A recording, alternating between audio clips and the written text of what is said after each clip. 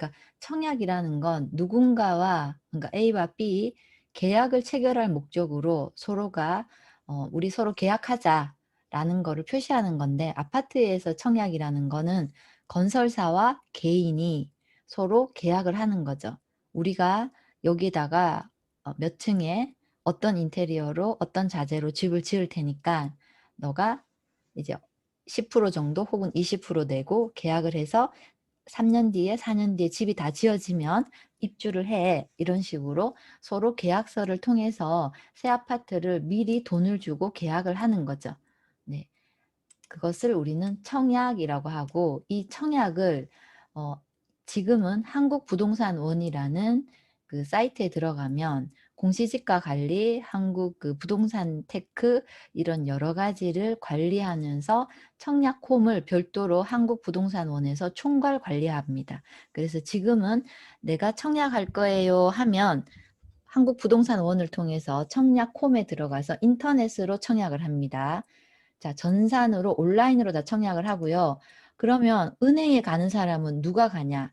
고령자나 노약자나 인터넷을 전혀 못하는데 청약을 받으려는 분들이 은행에 가서 이제 그 직원들 도움으로 할 수는 있는데, 그렇게 하는 경우는 많지는 않습니다. 제도는 있지만 대부분은 인터넷에서 온라인으로 청약을 한다. 아시겠죠? 자, 제가 기본적인 것만 먼저 짚고 청약홈으로 들어갈 겁니다. 자, 청약주택이 뭐예요? 하면 우리나라 청약주택은 두 종류입니다. 국민주택이냐, 민영주택이냐. 자, 85제곱미터 이하인데 분양이나 청약을 여러분이 이제 진행을 할 때 유의할 점이 이런 경우가 있어요. 85.23 이런 크기의 아파트가 있거든요. 이거 국민주택이에요, 민영주택이에요?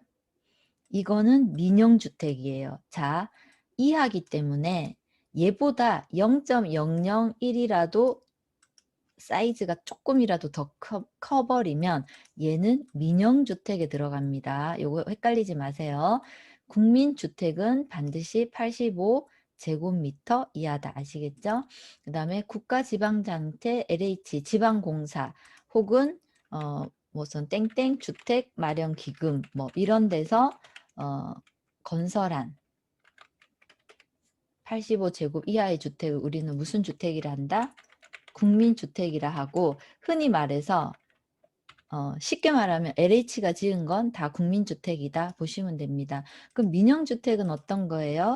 여자들이 좋아하는 거, 자이, 힐스,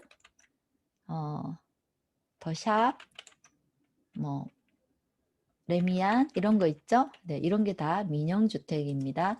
민간 건설사에서 지은 집을 민영주택이라 하고, 우리는 국민주택 혹은 민영주택에 뭘 할 수 있다? 청약할 수 있다. 자, 여기까지 안 어렵죠? 자, 그 다음 청약통장이 뭔가요? 앞에서처럼 국민주택이나 민영주택을 분양받으려면 너는 청약 자격이 있네. 뭔가 이제 자격을 줘야 되는데, 예쁜 사람 순으로, 뭐 키 큰 순으로, 돈 많은 순으로 하면 이게 합리적이지 않겠죠. 그래서 정부에서 이런 청약을 합리적으로 하기 위해서 청약 가점제를 운영합니다. 말하자면 우리 대학 갈 때 수능 볼 때 수능 시험 점수 뭐 내신 이런 거 점수하는 것처럼 청약도 가점제로 해서 점수제로 한 거예요. 그래야지 안 싸울 거니까.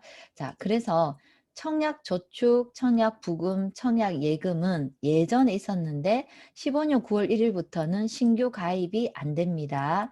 지금은 청약종합저축과 청년 우대형 청약 종합저축 두 개만 가입이 되고요. 후자는 만 19에서 34세 청년만 됩니다. 요거 해당되시는 분 동생이나 이렇게 뭐 이렇게 친척들 있으면 요걸로 넣으세요. 얘가 더 우대잖아, 우대. 예, 금리도 좀 더 낮고 우대하는 조건들이 있으니까 요걸로 요분들은 넣으시면 되고요. 나는 여기에 해당이 없다 하시면 지금은 넣을 수 있는 게 청약 종합저축이다. 자, 중요한 거. 얘는 청년 우대이기 때문에 19에서 34세 청년만 가입해요. 청년이라고 해서 남자만 아닙니다. 여자도 다 됩니다. 다만 청약 종합저축은 나이 제한이 없어요. 자, 집에 8살짜리, 10살짜리 집에 자녀들 있죠? 자, 그 아이들 청약 종합저축 넣을 수 있어요? 없어요?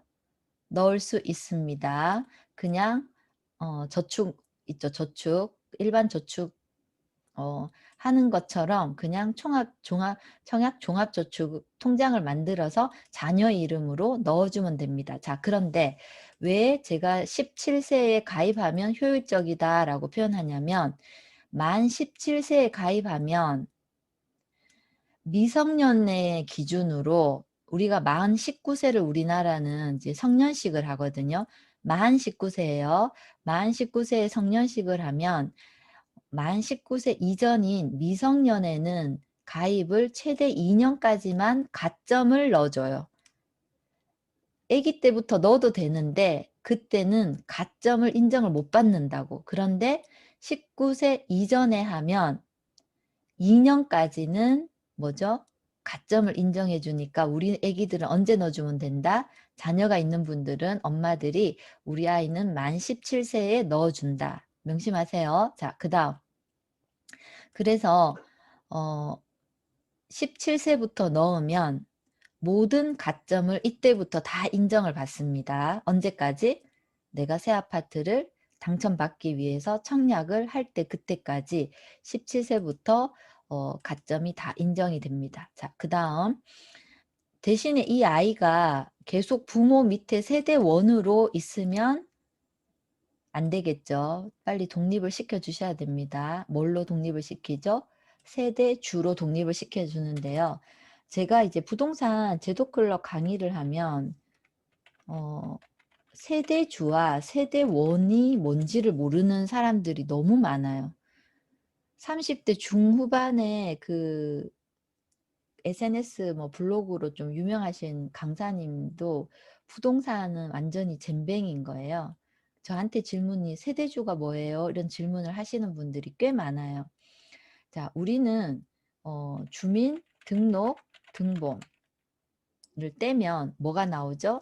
거기 보면 세대주와 세대원이라고 나옵니다. 일반적으로 세대주는 아빠거나 엄마, 세대원은 자녀들이 보통 와이프랑 자녀들이 세대원이 되겠죠. 그다음 요즘은 뭐 이렇게 이혼 가정도 많기 때문에 세대주가 엄마고 세대원이 자녀인 경우도 있고요. 부모님이 일찍 돌아가시면 세대주가 할머니, 할아버지고 세대원이 손자인 경우도 있습니다. 자, 어쨌거나 세대주는 등본상에 그 세대를 대표하는 한 사람이라고 보시면 되고요. 나머지는 등본상에 같이 묶여 있는 나머지 사람들, 대표하는 세대주 말고 나머지 사람은 세대원입니다. 자, 그런데 청약에서는 항상 조건이 뭐죠? 거의 다 세대주예요. 자, 그래서 우리나라가 인구가 지금은 줄고 있나요? 늘고 있나요? 우리나라는 2035년까지 인구가 늘어납니다.